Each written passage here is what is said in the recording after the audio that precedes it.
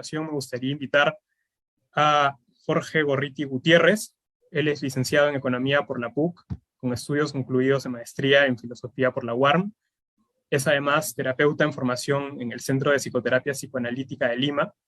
Su investigación se titula De la muerte de Dios a la muerte del hombre, el sujeto constituido o constituyente. Adelante, Jorge, te escuchamos. Bien, muchísimas gracias. Yo quería primero agradecer a mi universidad por la oportunidad de compartir esta reflexión que voy a presentar sobre los dos autores que más me impactaron en el paso que tuve por la maestría en filosofía.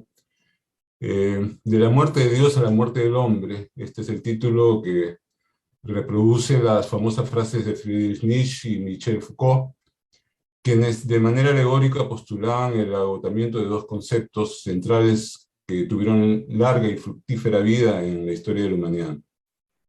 Para Nietzsche, la muerte de Dios es la pérdida de la capacidad ordenadora del mundo, sustentada en una verdad concebida como metafísica y una moral judío-cristiana, cuyas raíces las busca el genealogista y filólogo Nietzsche en la Grecia de Sócrates y Platón.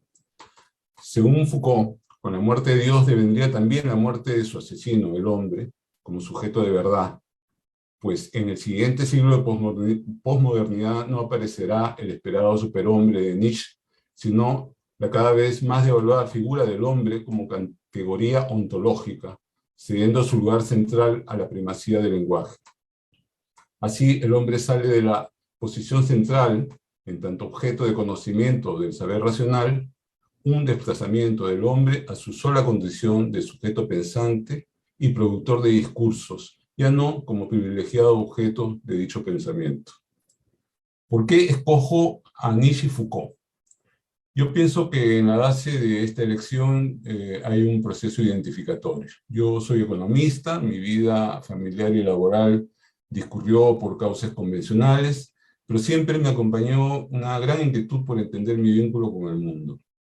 Es así como ante la perspectiva de mi jubilación me acerco a la filosofía y tengo este encuentro con estos dos pensadores. Y digo que hay un proceso identificatorio, pues creo que ambos tienen como fuerza vital de su pensamiento y su prolífica obra la búsqueda del sentido de la vida. En ellos movido por una existencia marcada por el sufrimiento, por la estigmatización y la exclusión.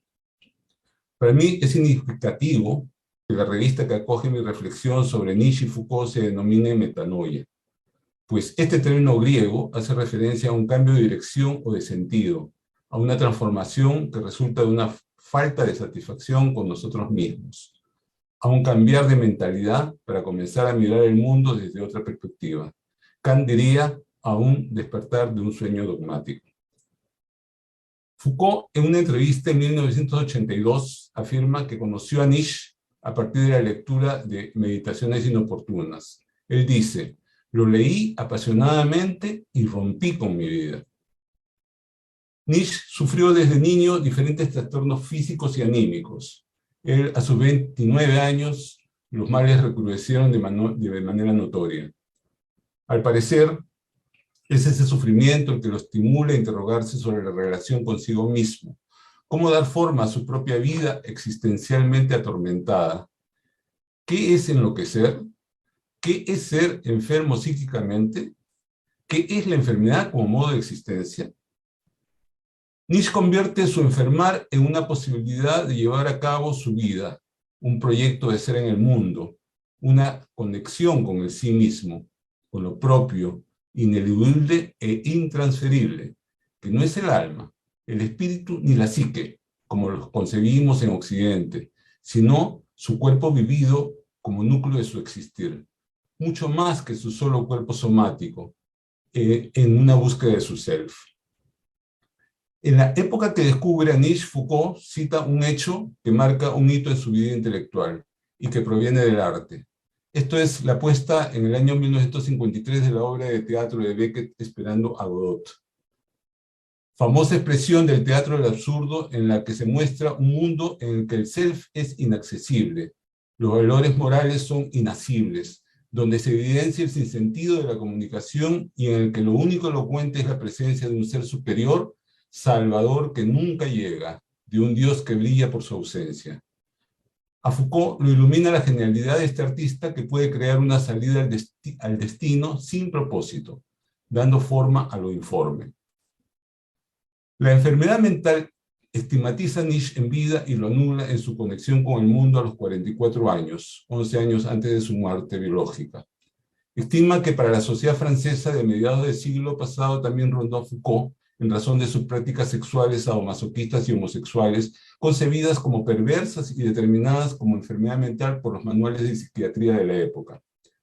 La locura, como hecho social, estimula la reflexión en Foucault y publica en 1954 su primer libro, Enfermedad mental y personalidad, donde liga la enfermedad mental con la alienación social.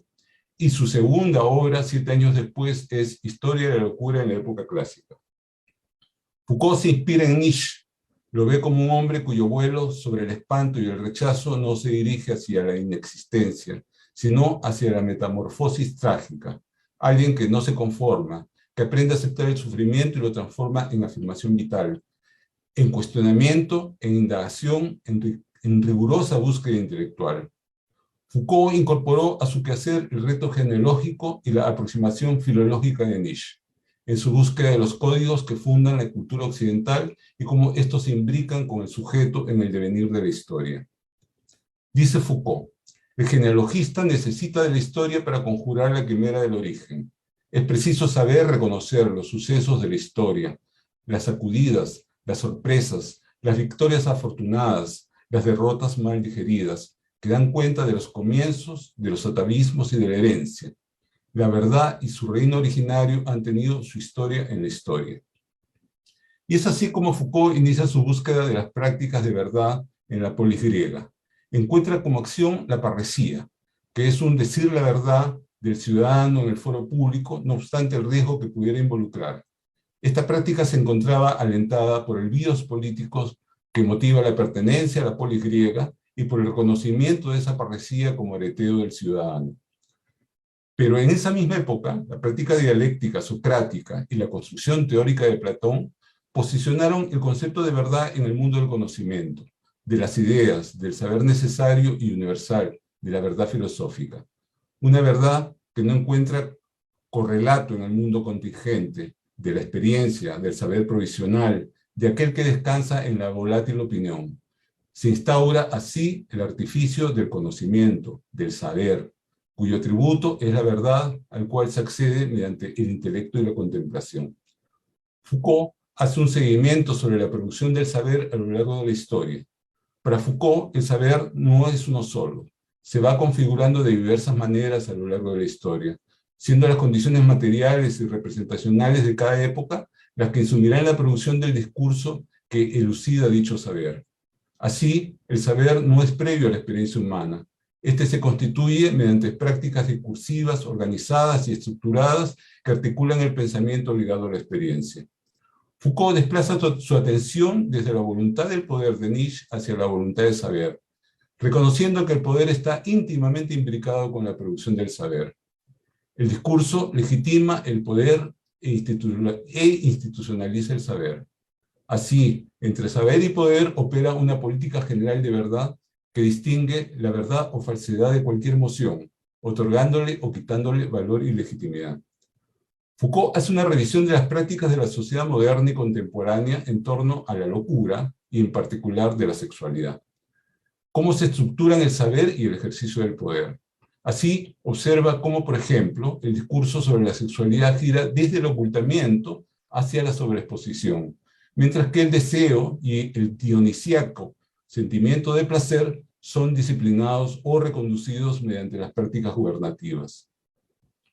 El sujeto, en una sociedad disciplinaria, enfrenta juegos de verdad, reglas de producción de conocimiento, dentro de prácticas coercitivas, como puede ser la psiquiatría, por ejemplo, para producir, excluir y sujetar social y físicamente a los locos y a los perversos, o el Código Penal y la prisión para los delincuentes.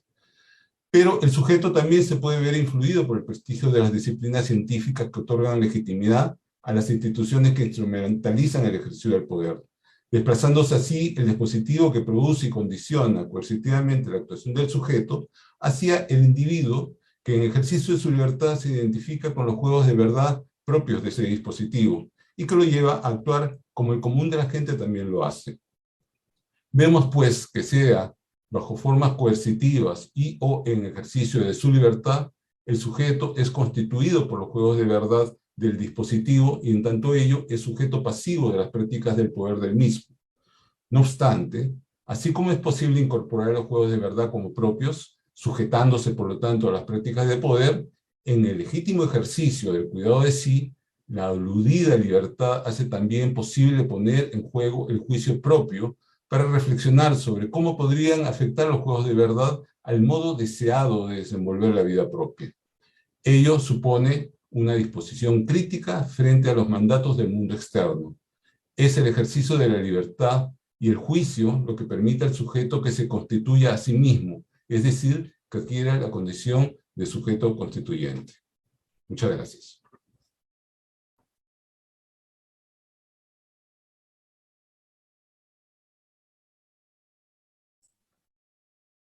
Muy bien, muchas gracias. A continuación, me gustaría darle el pase a Eder Carguancho Peso. Me indican que ya llegó. Él es licenciado en Filosofía por la Facultad de Teología Pontificia y Civil de Lima y posee un diplomado en Estudios Medievales por la Universidad de Piura. Actualmente se encuentra terminando el primer año de la maestría en Filosofía en la Universidad Antonio Ruiz y Montoya y ha participado como ponente en diversos congresos y coloquios. Su artículo de investigación se titula La crítica de Ferraris al proyecto deconstructivo de Derrida. Adelante, Eder.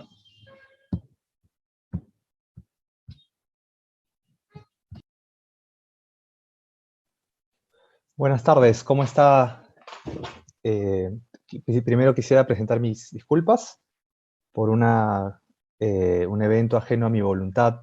No he podido entrar a la hora, pero en todo caso estoy muy contento de poder participar en este evento académico organizado por la revista Metanoia y la Universidad Antonio Ruiz y Montoya. Bueno, el título de este artículo que fue recibido desde el año pasado por la Comisión de Investigación de la revista, tiene como título Deconstruyendo justamente la deconstrucción, ¿no? Es una crítica que le hace Ferraris, un discípulo de Derrida en su momento, justamente a este concepto de la deconstrucción, ¿no? Pues bien, el objetivo de este artículo es mostrar la crítica. Ustedes saben que Mauricio Ferraris es un filósofo italiano. De hecho, el año pasado, estoy casi seguro que dio una conferencia. Tuvimos el agrado en la universidad de escuchar una conferencia, digamos, por Zoom, ¿no? De Mauricio Ferraris. Y bueno, él fue discípulo de Derrida. Dicen por ahí en estos adagios filosóficos, académicos, que todo buen filósofo debe pecar de parricidio intelectual, ¿no? Pues bien, la crítica que le hace Ferraris se articula en torno a este proyecto de la deconstrucción, como bien saben ustedes, que es inaugurado por Derrida en 1966. Derrida, digamos, intenta mostrar que la deconstrucción, tal como es propuesta por su maestro, se enfrenta a varios problemas ontológicos, ¿no? Vale decir que cuando Derrida habla de ontología, no está hablando, obviamente, de metafísica medieval, ¿no? ¿Por qué? Porque justamente, digamos, Derrida asume que toda la realidad de alguna forma es deconstruible, ¿no? De hecho, hay una frase que es inmortalizada por él en uno de sus textos que reza así: nada existe fuera del texto, ¿no? Dirá Derrida. Sin embargo, ¿no? Digamos, a pesar de que se asume que toda realidad es deconstruible, toda realidad tiene un valor per se dentro de los límites de la misma ontología social, ¿no? Dirá también Derrida: nada social existe fuera del texto, ¿no? Por esta razón, Ferraris cree que hay que revisar nuevamente esta ontología de la deconstrucción derridiana, ¿no? Pues bien, este artículo lo he dividido de alguna forma en tres partes, ¿no? En la primera parte analizo la preeminencia que Derrida otorga a la escritura como fundamento ontológico de la realidad. En la segunda parte analizo la propuesta de Ferraris, la crítica ferrariana, podríamos decir, de una teoría general de los objetos sociales, ¿no? Como documentalidad, ¿no? Y finalmente, en la última parte, trato de mostrar la idea de Ferrari sobre la valiosa herencia, rescata, ¿no? Evidentemente, a pesar de la crítica, esta valiosa herencia que nos deja el pensamiento de Derrida, sobre todo a las generaciones futuras, ¿no? Y sobre la necesidad de reconstruir el mismo proyecto deconstructivo, ¿no? Pues bien, rápidamente un par de pinceladas. Derrida y el primado de la escritura, ¿no? En 1966, pues evidentemente Derrida, en una conferencia titulada La estructura, el signo y el juego en el discurso de las ciencias humanas, Derrida inaugura una nueva actitud filosófica, ¿no? Justamente llamada deconstruccionismo, ¿no? Es una actitud que busca realizar una deconstrucción de la tradición filosófica occidental en nombre de una nueva interpretación, si queremos llamarlo así, ¿no? De los significados, ¿no? Producidos por diversas construcciones metafísicas. Al año siguiente, en el 67, se publican 3 de sus obras, digamos, banderas, ¿no? Más geniales, cumbres, ¿no? Una es la de la gramatología, la escritura y la diferencia, y la voz y el fenómeno, ¿no? Vale decir, hay que también decir, ¿no? En justicia que el caso de Derrida resulta ser bastante singular entre los filósofos franceses de la segunda mitad del siglo XX, ¿no?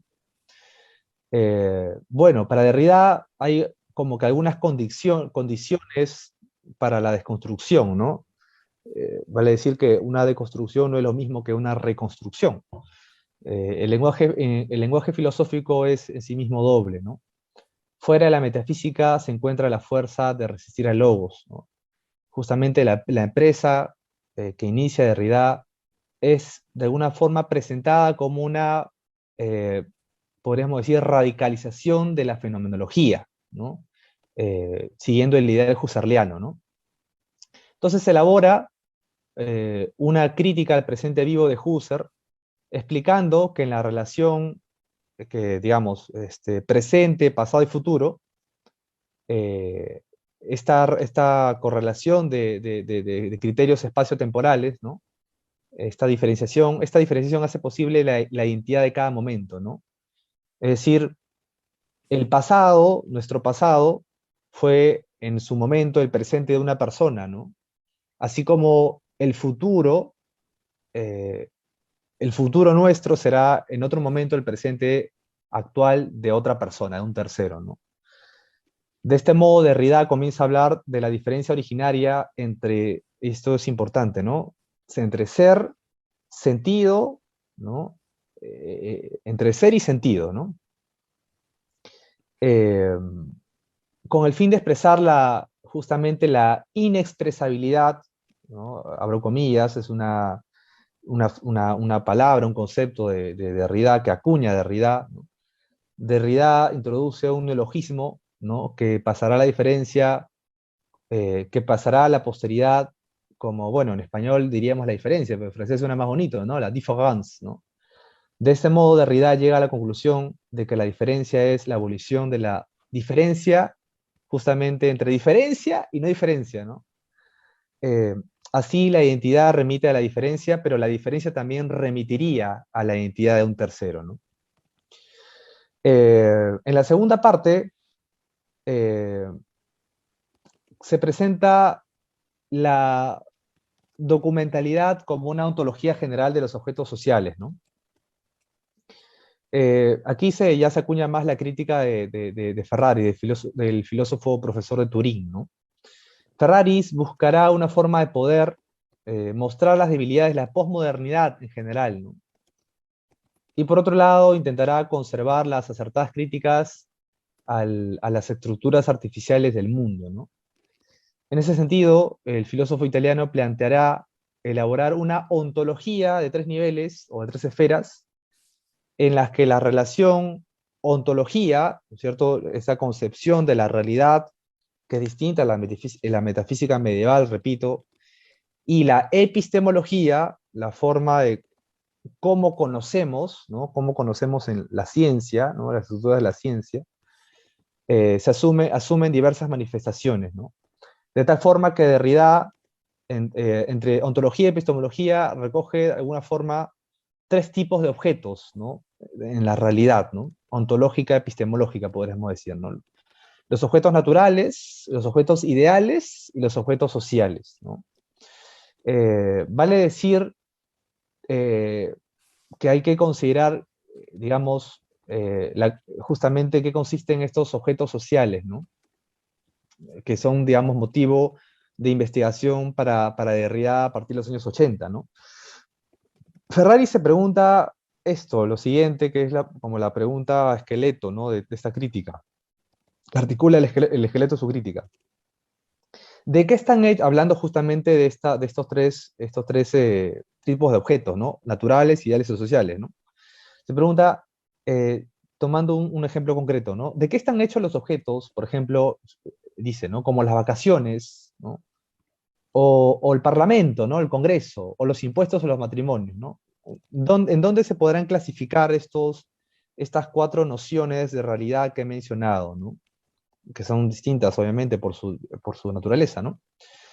Entonces, dice Derrida que esta es una cuestión de suma importancia, ¿no?, puesto que lo que en realidad se pregunta es por la naturaleza real de estos objetos, ¿no? Es decir, ¿dónde se podría clasificar las vacaciones, el Congreso, los impuestos, el matrimonio, ¿no? Bueno, él se responderá, ¿no? Es fácil de entender, por ejemplo, en el caso de los impuestos, que están sujetos a las voluntades de los gobernantes, ¿no? No tienen podríamos decir, una realidad per se, ¿no? En el caso de un congreso, por ejemplo, el Congreso obviamente es una institución, ¿cierto?, una entidad social que puede determinar cuándo y cómo se debe aplicar determinados impuestos, ¿no? De alguna forma, el Congreso es el que finalmente termina regulando la política de impuestos, ¿no? Pero, por ejemplo, y extrapola otro ejemplo para entender la diferencia entre estos 3 tipos de objetos, el Congreso sería incapaz de establecer a voluntad la distancia entre el Sol y la Tierra, ¿no? O la fuerza de la atracción gravitacional, ¿no? O sea, cosas que evidentemente de suyo son inalcanzables, ¿no? Porque escapan del objeto de esta realidad llamada Congreso, ¿no? Finalmente, reconstruir la deconstrucción, ¿no? Así está titulado el tercer apartado del último capítulo de este artículo. Ferraris, en esta crítica, intenta empezar este camino hasta esta nueva postura filosófica de la que él es iniciador, llamado nuevo realismo, ¿no? Justamente mediante la teorización del mundo social, ¿no?, en una ontología social denominada documentalidad, ¿no? El surgimiento de esta teoría coincide con una publicación, ¿no?, suya del 2009, justamente titulada Reconstruir la deconstrucción, ¿no? La deconstrucción, como una actitud auténticamente filosófica, no puede quedarse, obviamente, en la simple desestabilización de la tradición, ¿no? Tampoco debe quedarse como un cliché académico, ¿no? Por ejemplo, como cuando uno estudia en el pregrado, no sé, cuando uno estudia en pregrado, por ejemplo, la anamnesis, ¿no? O sea, la anamnesis, hablamos de anamnesis platónica, o es un concepto vacío, es un cliché simplemente de la tradición filosófica, no puede quedarse simplemente como un cliché, ¿no? Tampoco puede quedarse en la mera relativización y desestabilización de la tradición, ¿no? Por el contrario, ¿no?, para Derrida, para Ferraris, perdón, toda filosofía digna de este nombre, de la deconstrucción, perdón, del nuevo realismo debe ser deconstructiva, ¿no? ¿En qué sentido? En el sentido de considerar como sujetos de crítica los fundamentos de cualquier relación binaria sin que ello implique ser relativista, ¿no? Bueno, entiendo que el tiempo es un tirano y a la vez el tiempo es relativo, ¿no? Porque yo podría disfrutar, seguir hablando de este tema, porque es un tema que me concierne, pero seguramente las subjetividades particulares de los integrantes de este Zoom también tendrán otras prioridades. Así que les agradezco a todos la oportunidad de poder presentar brevemente el esquema de mi artículo. Muchas gracias. Gracias, Eder. Bien, continuamos con la presentación de Carlos Romero Torrado. Él es bachiller en filosofía por la Universidad Antonio Ruiz de Montoya. Entre sus áreas de interés figuran la hermenéutica digital y autores como Heidegger y Ricoeur. Ha realizado 3 actividades formativas en la UARM, nuevos retos en las ciencias contemporáneas, interpretando lo digital en lo digital, y reflexiones filosóficas de la crisis ambiental. Su investigación se titula La experiencia reconfiguradora del trap. Adelante, Carlos Manuel, te escuchamos. Muchas gracias, Carlos Orrego. Hola, ¿qué tal a todos? Y bueno, principalmente tenía preparado exponer, claro, el esquema. Está titulado La experiencia reconfigurada del trap. En la primera parte de este artículo me centro en hablar qué es el trap como género musical, justamente en la diferenciación de tal vez el género base que podría ser el hip hop, entonces algunas especificaciones como puede ser el bitaje, el tipo de samples que utiliza y justamente la parte que considero más importante es la letra y la manera en la que las narrativas en cada una de las canciones permite, digamos, romper con esquemas culturales de lo que se puede decir y lo que no se puede decir, y a la vez de qué tipo de vidas se pueden mostrar y qué forma. Entonces, ahí entro en 2 investigadores que se centran en estudiar el trap. El primero es Castro.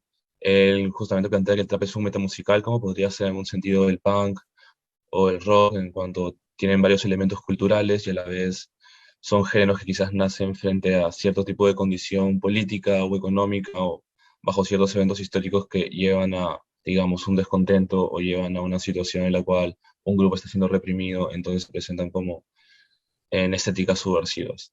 En el caso de Calusa, que es otro autor, considera que el trap dentro de las narrativas de sus letras presenta una especie de parresia. Parresia es un término de Foucault que justamente implica un habla controversial, un habla que dice cosas que son verdaderas y son verdaderas, pero a la vez es un habla que se convierte en responsable de sí al explicar y al exteriorizar esos conceptos. Entonces justamente Calusa habla del becoming minoritarian y justamente como grupos como los Black Panther justamente al asumir su rol, no en base a, digamos, la cultura hegemónica, sino asumir su rol dentro de su propia identidad, la cual también está configurada por las nuevas condiciones en las cuales existe, les permite, de cierta manera, llegar a ser en vez de existir de forma inferior.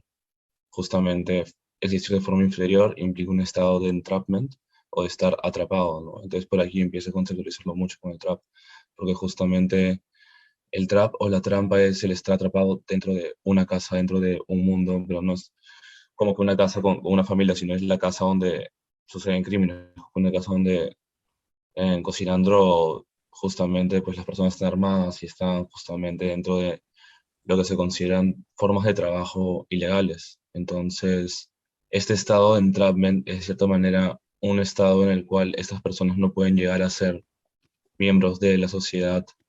Entonces, el llegar a ser y el reconocer tu propia condición te permite de cierta manera empezar a ser parte de ella a la vez, a romper los tabús o a romper las distancias que pueden haber. Justamente acá es donde empiezo a hablar de rigor, ¿no? Y justamente cómo la experiencia estética, el poder experimentar una letra o escuchar sobre la vida de otra persona también permite reconfigurar la imaginación que tiene uno y así también la forma en la que una persona actúa en el mundo. Entonces, esta reconfiguración de la experiencia que permite la parresia, ¿no? La narrativa que ofrece el TAP, dentro de este artículo plantea que nos permite, de cierta manera, reducir la distancia y a la vez acercarnos a otras formas de experiencia, que son producto justamente de todas las dinámicas sociales, culturales en las cuales estamos constantemente sumergidos. Entonces, eso es todo. Muchas gracias.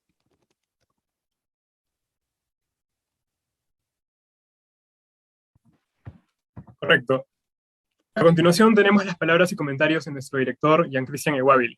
Adelante, Jan Cristian, te escuchamos. Gracias, Carlos. Gracias a todos ustedes que se han conectado en esta transmisión en vivo. Nos hubiera encantado que sea presencial, pero bueno, ya todos sabemos las razones, ¿no? Y ya no hay motivo para estar regresando a explicarlas. Bien, estoy muy contento de presentar este sexto número, pues significa la continuación, la continuidad de la revista que se fundó prácticamente a fines del año 2014. A fines del año 2014, la profesora Soledad Escalante, cuando era la directora de la Escuela de Filosofía, nos había convocado a un grupo de profesores, yo era estudiante todavía, y a un grupo de estudiantes para formar parte de lo que ella nos había propuesto como una revista de filosofía, porque era necesario, ¿no? Es necesario. Así como no se puede concebir una universidad sin alguna facultad de filosofía, sin alguna facultad de humanidades, de artes, no se puede concebir tampoco una escuela de filosofía sin un espacio de difusión de las ideas, ¿no? De difusión del pensamiento crítico, del pensamiento riguroso, y ese ejercicio constante que debe ser también motivado y tiene que ser exigido también a los estudiantes, ¿no? Tanto en el pregrado como en el posgrado. El año 2015 se pudo concretar este anhelado proyecto. La profesora Soledad Escalante nos había convocado a muchos y, como dice el famoso, la frase bíblica, ¿no? Muchos son los llamados, pero pocos los escogidos, y al final quedamos muy pocos con un grupo bastante pequeño que terminó, este grupo en el cual estuve incluido, fundamos la revista. Fundamos la revista y desde el año 2015 empezamos a publicar. Recuerdo claramente la fecha, la primera publicación. Fue una tarde que coincidía con el coloquio de estudiantes, y nuestro primer gran ponente en aquella oportunidad fue el doctor Roberto Rubio, filósofo muy conocido en Chile, contemporáneo. Él fue nuestro primer, él dio la charla magistral aquella tarde. Desde entonces hemos venido trabajando, luego fue director el profesor Víctor Casalo. Continuamos trabajando en la edición de los números que ya el segundo, el tercero, el cuarto, el quinto, y ahora con la profesora Roselvira Vargas, la actual directora de la Escuela de Filosofía, se ha concretado el sexto número. Es una alegría para todos nosotros porque, como ustedes saben, en el mundo académico, cuando se fundan las revistas o los espacios de difusión académica, no necesariamente, o sea, siempre está el peligro de se podrá publicar el siguiente número, llegaremos al siguiente número, y esa es siempre la preocupación, ¿no? Y ahora que está en debate también a nivel académico de qué cuánto impacto tienen las publicaciones, si están indexadas en Scopus o en las bases internacionales de indexación, ¿no? Los catálogos. Todo eso también se ve, se estima al momento de fundar una revista.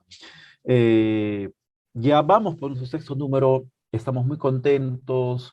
El compromiso es que se siga produciendo, y sobre todo se sigue invitando a los estudiantes de la Ruiz, a los estudiantes de otras universidades, sea del Perú, sea de la Red Austral, sea de alguna parte del mundo que desee publicar en Metano ya. Con esta alegría yo formo parte del equipo Y para mí es muy estimulante ver a todos, así sea de manera virtual. Eh, este es un número muy especial. Todos los números siempre son especiales, ¿no? El del 2020 lo fue por el tema de la pandemia, el 2021 por el tema de las elecciones, este 2022 ni qué decir, ¿no? Justo en la introducción o en la presentación de este número, parto diciendo, estamos saliendo de una crisis sanitaria a nivel internacional y ni bien acababa y entramos a otra, quizás, no sé si peor o tan catastrófico como una pandemia, ¿no? Que es la guerra. ¿Mm? Que es la guerra y los roles que la tecnología puede estar jugando en esa eventualidad. ¿Mm? Eh, ¿Y a qué me lleva esto? A la situación contemporánea que estamos padeciendo, el tema de la guerra, el tema de la tecnología, porque recuerdo, lo que puedo recordar es del año 95, la guerra de Kosovo, se le veía por televisión. Luego vino el 2000, las Torres Gemelas, luego vino la invasión a Irak, 2004, y los conflictos, y lo que parecía ya que debía supuestamente haber superado, porque ya se supone que estamos en la era espacial. No, seguimos en lo mismo, ¿no? Y eso demuestra que somos, pues, seres, así como podemos hacer cosas muy buenas, cosas muy sublimes también, podemos ser seres bastante destructivos, ¿no? Esa es la naturaleza humana. Y esto me lleva, y esta pequeña breve reflexión me lleva pues a compartir, a conversar brevemente con ustedes, con los autores, porque escuchando, habiendo leído los artículos, y, y aquí aprovecho de mencionar los artículos, por ejemplo, de Dani Cruz Guerrero, ¿no? Que es un artículo muy interesante sobre la experiencia estética en Kant, ¿no? Porque por lo común, pues, tenemos esta idea de un Kant, tenemos esta idea del filósofo frío, germano, ¿no? Pero en realidad Kant también fue un gran pensador sobre temas estéticos. ¿Mm? Y Dani Cruz nos ofrece un artículo muy interesante, es el artículo que abre este sexto número. También tenemos la colaboración de Miguel Ángel Faustor, también sobre un tema estético, como mecanismo integrador de la triada estructural del sentido de la vida. No es casual, digo, no es casual que las reflexiones estéticas estén dentro del círculo académico.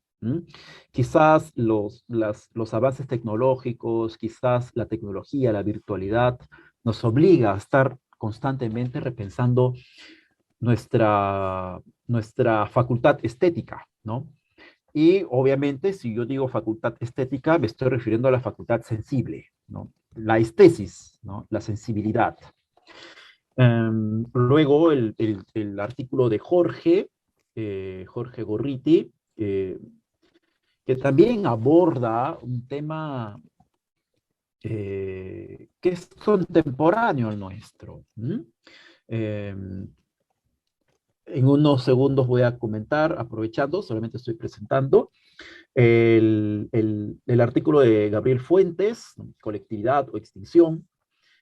También es un artículo muy interesante que sigue reflexionando sobre temas que también aborda Jorge. Son temas y problemas y cuestiones tan contemporáneas que obviamente nosotros estamos saliendo de una experiencia de pandemia y estamos ahora en una experiencia, o estamos experimentando, digamos, quizás no en el mismo lugar, pero sí las consecuencias directas de lo que puede ser una guerra, o de lo que es ya una guerra. El artículo de Eder Caruancho, interesante, que también en unos segundos voy a comentar.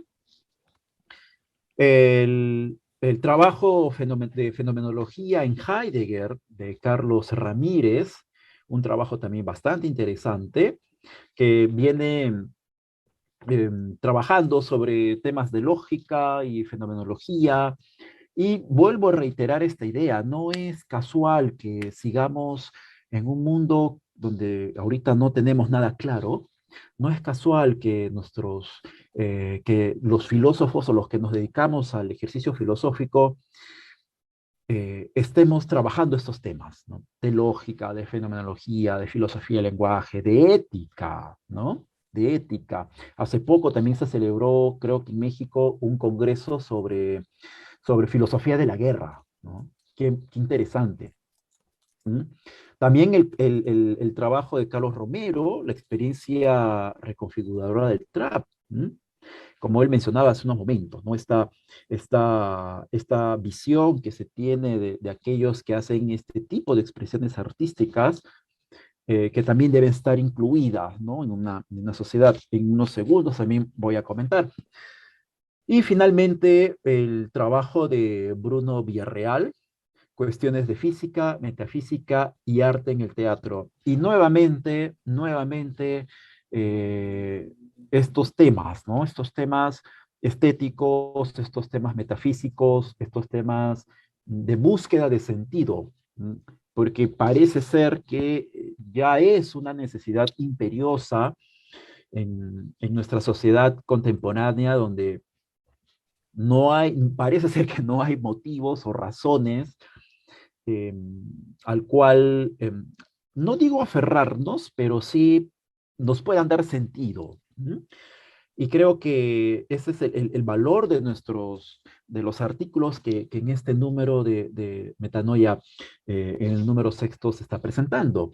Y aquí voy a hacer un breve comentario a, a nuestros expositores, y creo que después de escucharlos, leerlos, creo que el punto que los une a todos es la relación del hombre con la polis. ¿M? Esta relación binaria hombre y polis, individuo, comunidad, particular, universal. Esta relación que por momentos puede ser, eh, digamos, una relación muy, no voy a decir bonita, porque no es, pero sí puede ser una relación muy coherente y por la vez, y por momentos puede ser una relación muy tensa, tanto así de que desencadena en conflictos. ¿M? Esta relación hombre-polis, hombre-sociedad, eh, y todo lo que implica esta relación, ¿no? Todo lo que implica las relaciones sociales, las relaciones económicas, las relaciones éticas, las relaciones filosóficas, las relaciones artísticas y las relaciones de expresiones artísticas. ¿M? Lo que nos hablaba hace un momento Jorge Gorriti, está Nietzsche y Foucault vivieron en contextos donde, en contextos históricos de muchos cambios abruptos, de muchos cambios violentos. ¿M? Nietzsche, recuerden que Nietzsche está a fines del siglo XIX, muere en el 1900 y el siglo XIX, fin del siglo XIX significa un siglo de cambios muy grandes. Foucault, ni qué decir, ¿no? Experimentó la Segunda Guerra Mundial. Eder, su, su, su, su presentación o su artículo que aborda esta necesidad de poder reconstruir este método de la deconstrucción, que es muy interesante, pero que necesita, digamos, mmm, que necesita dar un paso más, ¿no? Y la propuesta de Ferraris de este nuevo realismo, que es muy interesante. Y luego las reflexiones de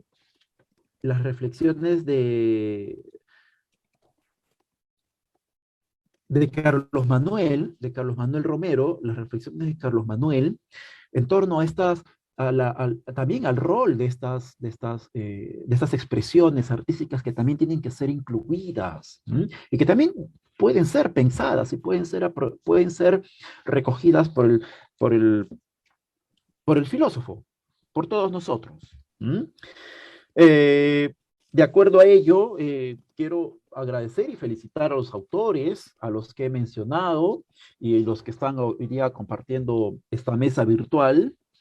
y hacerles una brevísima pregunta, muy pequeña, para que también nos puedan compartir ustedes. ¿Qué les animó a hacer más que pregunta filosófica, obviamente, pero que está relacionado? ¿Qué les animó a ustedes a escribir estos pequeños, más que pequeños, estos ensayos, estos artículos? Jorge Gorriti ya nos comentaba al inicio de su presentación. Él le acompañó durante toda su formación universitaria y su desarrollo profesional, digamos, estas inclinaciones filosóficas, ¿no? A ustedes, qué les motivó a escribir estos artículos?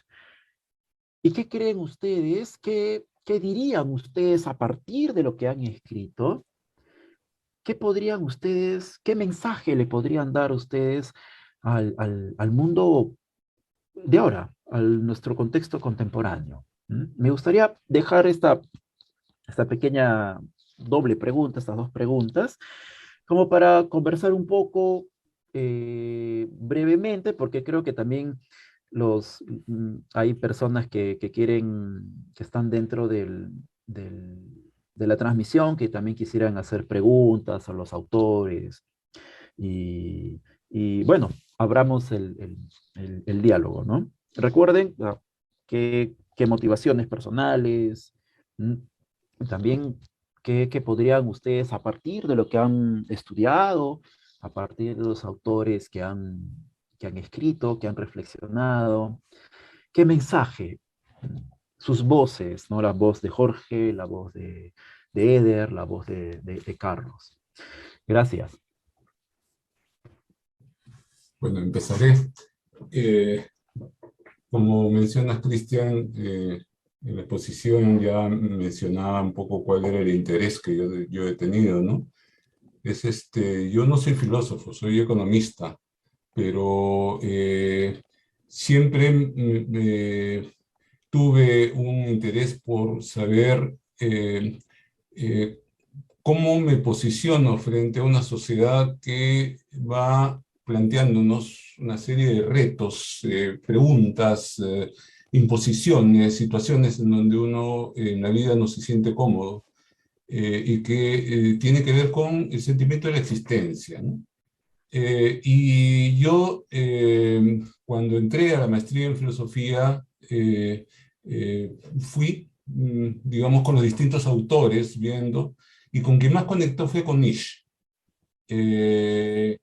A mí me apasionó Nietzsche, ¿no? Ese discurso desde los aforismos, desde la metáfora, porque él no trabajaba sobre la base de conceptos, sino sobre la base de un discurso apasionado, un discurso en donde justamente habla de su existencia y desde el sufrimiento, ¿no? Y lo riguroso que era, ¿no? Es decir, la búsqueda genealógica, la búsqueda en la Grecia, en la polis, como me señalabas, la búsqueda del origen de este pensamiento, de todos los pensamientos que de alguna manera nos tienen la moral judeocristiana, de los pensamientos que de alguna manera nos tienen como marco de la vida de nosotros, ¿no? Entonces, y Foucault yo creo que fue un gran discípulo en ese sentido, es decir, alguien que se conectó desde la exclusión, desde el sufrimiento, con ese personaje que era Nietzsche, ¿no? Entonces, eso es lo que a mí me convocó a seguirlos y a conectarlos de alguna manera en este artículo, ¿no? Mi búsqueda no terminó ahí, yo he continuado, y digo continuado porque saliendo de la maestría en filosofía, me metí al psicoanálisis para poder seguir indagando, ¿no? Entonces, otra perspectiva, otra entrada, muy, muy interesante también, ¿no? Okay. Gracias, Jorge. Eder o Carlos, por favor. Sí, gracias, Cristian. Bueno, creo yo tengo formación filosófica desde el pregrado y bueno, a mí siempre me ha interesado en esta vasta vida académica, ¿no? Que conlleva la filosofía aquí en el Perú, siempre he tenido esta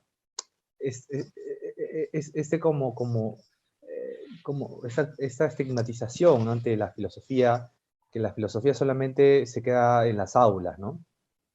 Es decir, que uno, digamos, termina la carrera de filosofía en cualquier universidad en que estudie y ahí termina, ¿no? Y no hay un espacio para la investigación. Justamente por eso es que uno de los motivos por los que entro también a la maestría en filosofía, que tengo el orgullo de poder afanarme de ello, es este afán de investigación, eh, y sobre todo me llamó la atención desde el inicio esta revista, ¿no? Metanoia, ¿no? Y metanoia, digamos, los presentes sabrán, significa justamente, es una palabra que deviene de una palabra antigua griega, ¿no? Que se dice cambio de mentalidad, cambio de mente, cambio de visión, ¿no? Y de alguna forma es lo que la filosofía y el arduo trabajo académico de cualquier autores que quieran contribuir a la vida universitaria de este país quieren hacer con estos artículos, ¿no? O ensayos y o revistas académicas. Es decir, de alguna forma aportar su visión del mundo, su visión de la realidad, ¿no? Y poder compartirla para poder enriquecer la misma realidad, ¿no? Porque la visión de la realidad es parte de la realidad también, ¿cierto? Pero lo distinto y lo rico a la vez es de cómo se asume como propia, y cómo se ve como ajena la realidad del otro, ¿no? A su vez. Entonces, es por ello que también este artículo que presento a la revista Metanoia es fruto de mi trabajo de tesis de licenciatura, digamos, de licenciatura, ¿no? Sobre Derrida y Mauricio Ferraris, ¿no? Así que esa es una de las motivaciones por las cuales creo yo este artículo ha podido, con el rigor académico suficiente y necesario, poder contribuir a esta revista, ¿no? Muchas gracias. Gracias, Eder. Carlos. Carlos Romero. Sí, tal. Justamente me animé a hacer el artículo para la revista porque, bueno, este tema ya en mi último ciclo el año pasado, entonces quise, ¿no?, profundizar un poco más, justamente como que Metanoia es la revista de la Universidad de la Ruiz y sentí que era un muy buen lugar. De ahí que motivó muchos géneros o estilos musicales que quizás pude haber hablado, otras formas artísticas, porque quizás el tema de la parresia puede prestarse, ¿no?, para varios temas literarios. Elegí el trap porque sentí que no habían tantos artículos y justamente cuando investigué me di cuenta que habían muy pocos artículos filosóficos e incluso quizás sociológicos que toquen estos temas, o sea, que toque específicamente el trap. Quizás el hip hop está con mucha más cobertura, el punk obviamente también lo ha tenido, y géneros antiguos, mucho más antiguos, mucha más cobertura. Entonces justamente sentí que era un tema que era necesario tener la discusión, y en español justamente solo está lo que hizo Castro, entonces como que dije, ya es como que muy idóneo empezar a hablar de estos temas, y aparte que me gusta mucho el trap, entonces más o menos eso sería por qué. Y los autores que elegí justamente en Rigor es porque me gusta mucho Rico y la hermenéutica y cómo la experiencia de la interpretación tiene un gran rol dentro de la existencia humana y la manera en la que existimos y nos manejamos, la manera en que también como que nos reconfiguramos a nosotros mismos como personas. Entonces, eso nada más. Gracias. Gracias, Carlos. Bien, amigos. No sé, Carlos, Eduardo.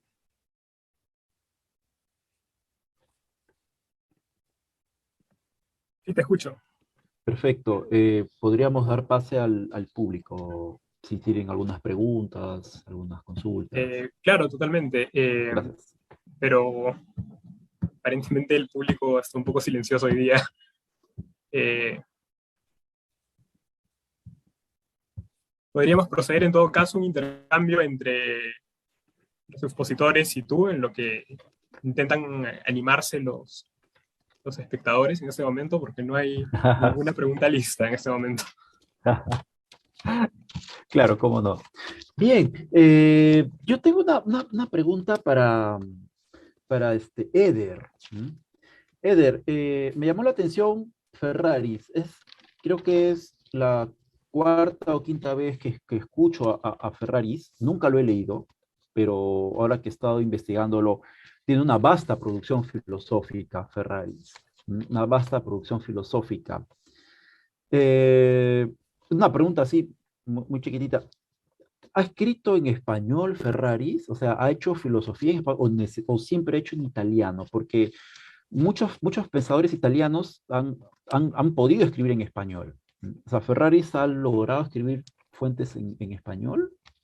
Sí, muchas gracias, Cristian. Bueno, de hecho, es curioso que lo preguntes porque estaba yo ansioso de poder hablar un poco de Ferraris también, pero el tiempo quedó corto. Yo conozco a Ferraris por un amigo actual, ahorita mismo profesor de Salamanca. Es un amigo con el cual pude estudiar el pregrado de la filosofía. Ahorita mismo profesor de Salamanca, se ganó una beca para estudiar ahí en Europa, Jimmy Hernández, y de hecho creo que ha contribuido aquí en la Ruiz de Montoya. Y bueno, él es el que hablando en estas conversaciones peregrinas, ¿no? Sobre filosofía, realidad política, hace muchos años atrás, obviamente, me habla de Ferrari, ¿no? Que hoy por hoy es uno de los filósofos, digamos, contemporáneos, actuales, vivos, ¿no? Que están dando como, si podríamos utilizar la expresión criolla, dando la hora, ¿no? En filosofía, ¿no? Entonces, y él es profesor principal en la Universidad de Turín, ¿no? Entonces, justamente hasta hace unos años a Ferraris, en este apogeo, en este crecimiento, nadie todavía lo había traducido al español, ¿no? Entonces Jimmy Hernández, que tiene mucha amistad con él, y él se parece ser como su discípulo, pues empieza a traducirlo, ¿no? Y es así que a través de la Universidad de Turín ya hay obras traducidas del español, justamente la contribución académica de este profesor, ¿no? Jimmy Hernández. Así que sí, sí, hoy por hoy se consigue literatura, su literatura es muy prolífica,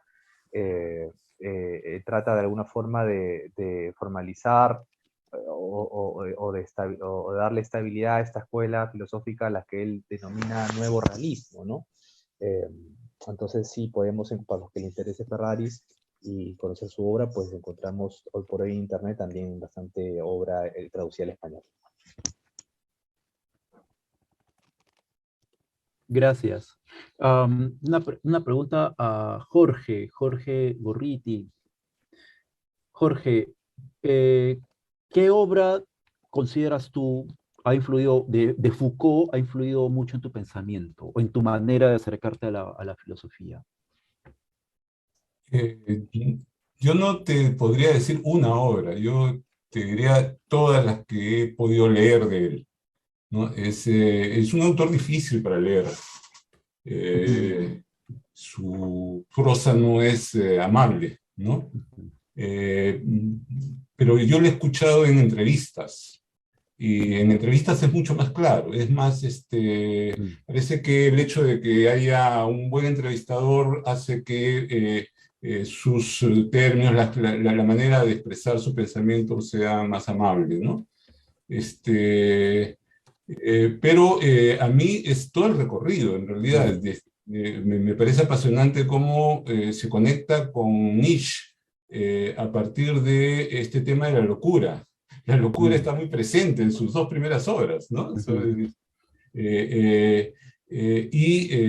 La locura y la sexualidad, ¿no? Son los dos temas que tienen que ver también con su sensación, con la sensación de Foucault de ser excluido, de ser marginado de alguna manera, y eso hace que haya una pasión de parte de él en la búsqueda del conocimiento. Es una pasión que además aprende mucho de Nietzsche, ¿no? Nietzsche es muy riguroso. Hace genealogía, hace filología y Foucault también, ¿no? Él demora 7 u 8 años para poder hacer su segunda obra, ¿no? Es el tema de la civilización y la locura, ¿no? Entonces, no, como te digo, no hay una obra, sino es todo el recorrido el que a mí me apasiona de Foucault. De Foucault. Sí. Perfecto, gracias. Carlos Romero, una pregunta así bastante puntual. Del género trap, ¿qué compositores te gustan o qué compositores crees tú que pueden, que permite, digamos, una reflexión o una aproximación filosófica? Nos comentaste, por ejemplo, el hip hop, ¿no? Pero del trap, a qué compositores tú abordas o abordarías, digamos, para profundizar un poco más? Bueno, de compositores dentro del género que rescaté y una peruana era Renata Flores.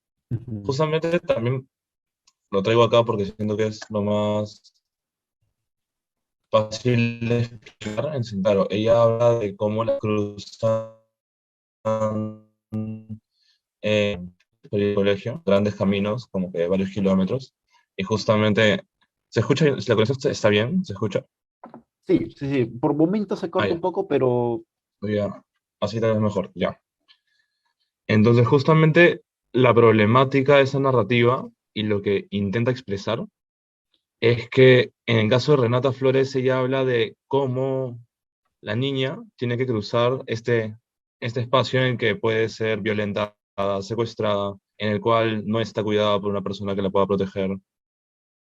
Y justamente la manera en que lo habla y la manera en la que lo expresa permite que podamos repensar la situación no solamente, digamos, en la canción, sino de lo que viven las personas día a día. O sea, el tipo de crudeza, el tipo de exclusión, la manera en la que, de cierta manera, la forma de ser en la que existen, de cierta manera se convierte como que en inferior o acocionada porque no goza de las mismas posibilidades que otros, justamente en este caso de la seguridad, del acceso a educación. Entonces eso lo he podido rescatar de Renata Flores. De otros exponentes que rescato acá, uno de ellos es John Beef. Justamente es la manera en la que el autor logra hablar de una vida criminal, pero a la vez cómo se vincula esto con una cierta serie de valores. Justamente la manera en que lo criminal y los valores se vinculan, lo he visto ya en una investigación, como con una nueva fascinación que tengo, que es con los tatuajes rusos y lo que es el ladrón bajo ley, el Tiffin Law. Entonces, justamente esta idea es de que son agrupaciones que cumplen mucho con esta idea de la parresia y del cuidar de uno mismo y cuidar de los otros, ¿no? Porque están basados en lealtad, confianza, pero a la vez contrastado en no colaborar o no trabajar o no ser parte de un sistema porque ese sistema ya los marginó. Entonces se encuentran formas clandestinas, formas diferentes a las de este sistema para poder subsistir. mm, ¿No? Y como esto justamente es una realidad y es una forma de ser. O sea, hay gente que vive en estas condiciones y va más allá de los cánones del bien y el mal, porque justamente dentro de estas formas de experimentar, lo que está bien y lo que está mal difiere en lo que para nosotros, en este caso, podría estar bien y mal. Pero ujú, también se rige bajo dentro de su propia lógica, una forma ujú. de ser, una cultura, ¿no? Perfecto, muy bien. Muy bien, gracias, Carlos. Bien, el público tendrá alguna pregunta, algún comentario. En todo caso, si no hay ninguna pregunta, ningún comentario, podemos ya ir cerrando esta presentación. Yo quiero aprovechar estos últimos segundos, últimos minutos, para agradecer a los tres directores con los que tuve la oportunidad de trabajar, a los tres directores de la carrera, a la doctora Soledad Escalante, al doctor Víctor Casalo y a la doctora Roselvira Vargas. Y lo digo con mucha alegría y también con mucho agradecimiento porque, digamos, como creo que ya saben algunos, esta es mi última edición. Yo ya dejo de ser director de la revista. A partir de hoy, ya digamos oficialmente, la directora pasa a ser Lucía. Lucía, em, Lucía, no recuerdo. Lucía Santamaría. San Miguel. San Miguel, perdón, San Miguel. Lucía San Miguel pasa a ser la directora de la revista Metano ya. La revista queda en muy buenas manos. Carlos Eduardo también va a continuar trabajando con la revista. La doctora Roselvira Vargas, que es nuestra directora de la escuela.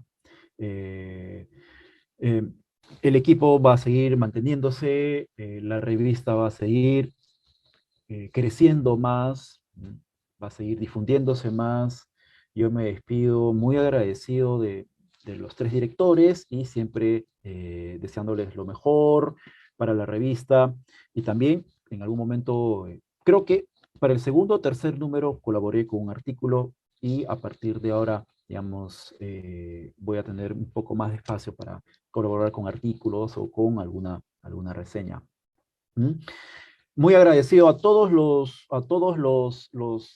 autores desde el primer número, desde el primer número hasta el sexto número, con el cual yo ya me despido como director.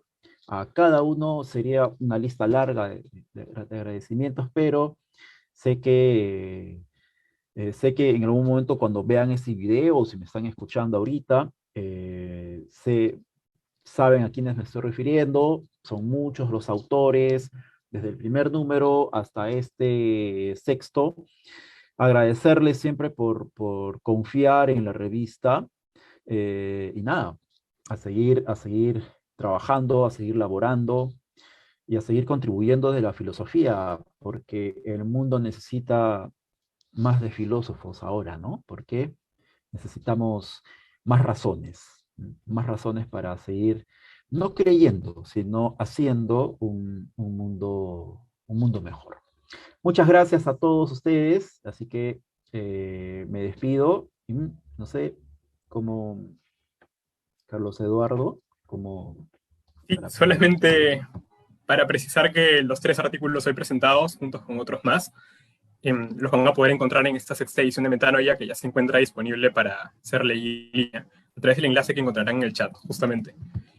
Y bueno, sin más que agregar, deseamos que estén bien y muchas gracias nuevamente por acompañarnos en esta ocasión. Con nosotros será hasta el próximo año con una nueva edición y nada, hasta entonces. Muchas gracias.